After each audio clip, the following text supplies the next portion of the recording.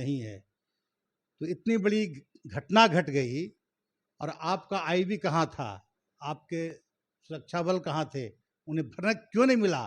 तो मुझे तो लगता है कि ये जो घटना है प्रायोजित ढंग से बिहार में चुनाव को देखते हुए, क्योंकि उन्हें बिहार में कोई मुद्दा नहीं है, किस मुद्दा पर चुनाव लड़ें। सभा ने निर्णय लिया है कि जब तक जिसकी संख्या जितनी भारी उसकी मिले उतनी हिस्सेदारी नहीं मिल जाता है, तब तक हम लोग चुप नहीं बैठेंगे।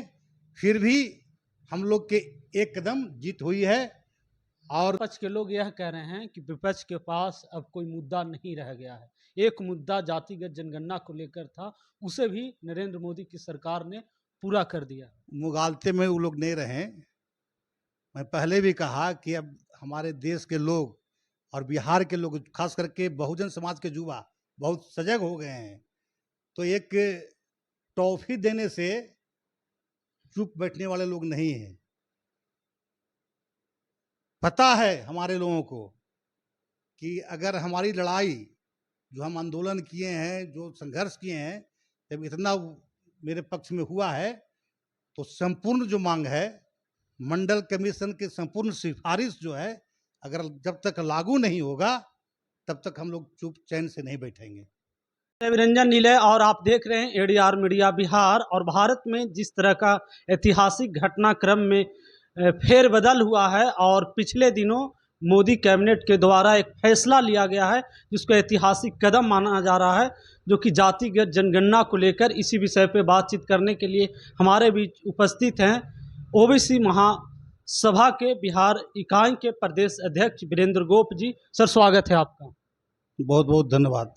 सर, कैसे देखते हैं यह जो जनगणना कराने का निर्णय लिया गया है? आप बहुत दिन से मांग कर रहे थे। सबसे पहले तो आपके चैनल के माध्यम से पूरे देश के बहुसंख्यकों, बहुजन समाज के लोगों को और जितने भी सामाजिक संगठन है बहुजनों के लिए, उनको बहुत बहुत धन्यवाद देते हैं, बधाई देते हैं। और खास करके एक समय में सदन में आदरणीय लालू प्रसाद यादव जी, स्वर्गीय शरद यादव जी, स्वर्गीय मुलायम सिंह यादव जी, तीनों मिलकर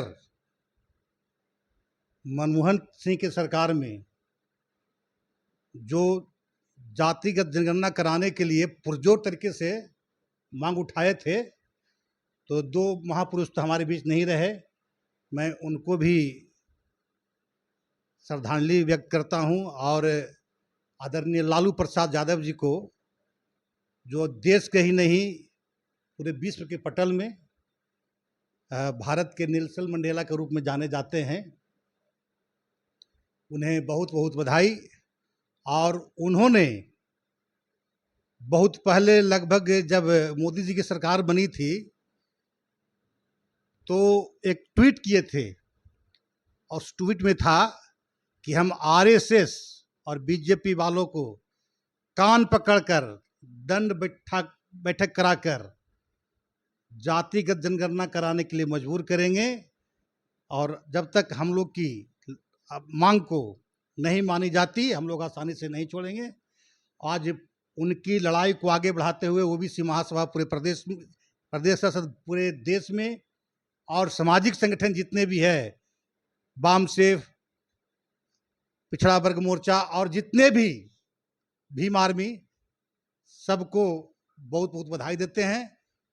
लेकिन ये लड़ाई अभी अधूरी है, ये लड़ाई पूरी नहीं है। तो ओबीसी महासभा ने निर्णय लिया है कि जब तक जिसकी संख्या जितनी भारी उसकी मिले उतनी हिस्सेदारी नहीं मिल जाता है, तब तक हम लोग चुप नहीं बैठेंगे। फिर भी हम लोग के एक कदम जीत हुई है। और जो बहुजन विरोधी केंद्र सरकार है, उन्हें मजबूर होना पड़ा है। और मुझे ये भी पता है कि वो बिहार के चुनाव को देखते हुए ये निर्णय लिए हैं। लेकिन चलो, एक कदम आगे बढ़ाए हैं, इसलिए केंद्र सरकार को भी बहुत बहुत बधाई। सर, आप कह रहे हैं कि बिहार में चुनाव होना है, इसको लेकर नरेंद्र मोदी की सरकार ने फैसला लिया है। लेकिन सोशल मीडिया पे एक और न्यूज़ फ्लैश हो रहा है। कहा जा रहा है कि पहलगाँव में जो अटैक हुआ है आतंकवादियों के द्वारा, जो निहत्थे के ऊपर वार किया गया था और 27 लोग पर्यटक मारे गए थे, उनसे ध्यान भटकाने के लिए इस मुद्दा को लाया गया है। सबसे मैं पहले मैं आपको क्लियर कर दूं कि पहलगाम की जो घटना है वो भी बिहार चुनाव से कहीं न कहीं जुड़ा हुआ है। हम कहते हैं कि जो नरेंद्र मोदी, जो अमित शाह कहा करते थे कि ये पहले वाला हिंदुस्तान नहीं है, तो इतनी बड़ी घटना घट गई और आपका आईबी कहाँ था, आपके सुरक्षा बल कहाँ थे, उन्हें भनक क्यों नहीं मिला? तो मुझे तो लगता है कि ये जो घटना है प्रायोजित ढंग से बिहार में चुनाव को देखते हुए, क्योंकि उन्हें बिहार में कोई मुद्दा नहीं है, किस मुद्दा पर चुनाव लड़ें, तो वो बिहार के लोगों को, जो भोली भाली जनता है, उसे जात के नाम पर, धर्म के नाम पर वोट मांगकर और फिर से चाहते हैं कि हम सरकार में आए। लेकिन बिहार के लोग इतना सजग हो चुके हैं कि इस बार उनकी दाल गलने वाली नहीं है। और जो 17 महीने के शासनकाल में देश के युवाओं के आइकॉन आदरणीय तेजस्वी प्रसाद यादव जी ने जातिगत सर्वे करा करके एक मिसाल कायम किए थे, और जिसकी संख्या जितनी भारी उसकी उतनी हिस्सेदारी के तहत 65% आरक्षण का प्रावधान किए थे, जो साजिश के तहत मनुवादियों ने कोर्ट में घसीटकर उसको ठंडे बस्ते में डाल दिया है। तो लगा केंद्र सरकार को और नीतीश कुमार को ये बहुत बड़ा ज्वलंत मुद्दा है बिहारियों के लिए।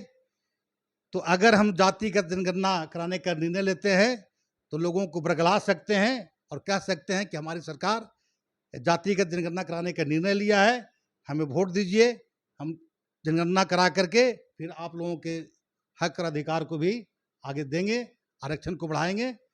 लेकिन इसमें भी कहीं नहीं कहीं उनका छल कपट जो है नजर आ रही है। आप तत्काल प्रभाव से क्यों नहीं, 31 से क्यों, फिर भी चलो, जब जागे तभी सवेरा होता है, कहावत है, उसको चरितार्थ किया है।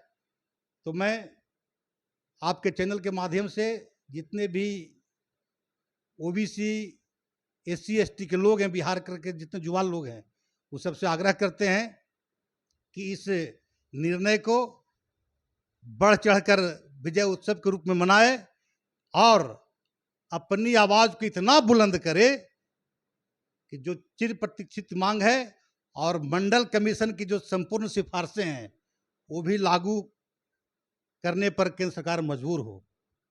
आप अपनी बातों को आम आदमी तक, आम लोग तक कैसे पहुंचाएंगे? कल तेजस्वी प्रसाद यादव पटना कार्यालय में पटाखा फोड़कर इसको जश्न के रूप में मना रहे हैं। उनका जो कदम है सराहनीय है, और हम तो समझते हैं कि तेजस्वी जी नहीं, पूरे बिहार के लोगों को, खास करके ओबीसी समुदाय के लोगों को चाहिए कि हर घर में जिस तरह दीपावली में लोग दीपोत्सव मनाते हैं, उस प्रकार हर घर में दीप जलाकर और उत्साह से एक पर्व के रूप में इस दिन को मनाए।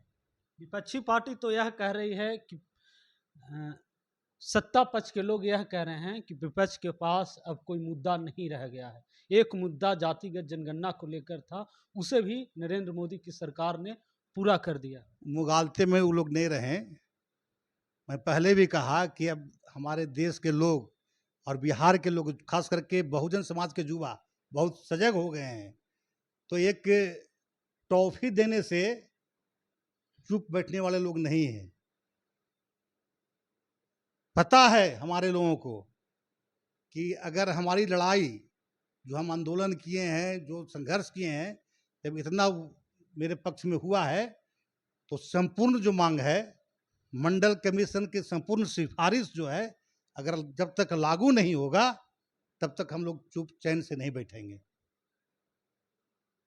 बहुत बहुत धन्यवाद बातचीत करने के लिए। ये थे वीरेंद्र गोप, जो कि बहुत विस्तार से बता रहे थे कि कैसे हम लोगों ने आंदोलन किया, और ये आंदोलन सिर्फ बिहार ही नहीं बल्कि बिहार से इतर जंतर मंतर दिल्ली में भी करने का काम किए थे, और इनका मांग कहीं ना कहीं आज पूरा होते हुए दिखाई पड़ रहा है।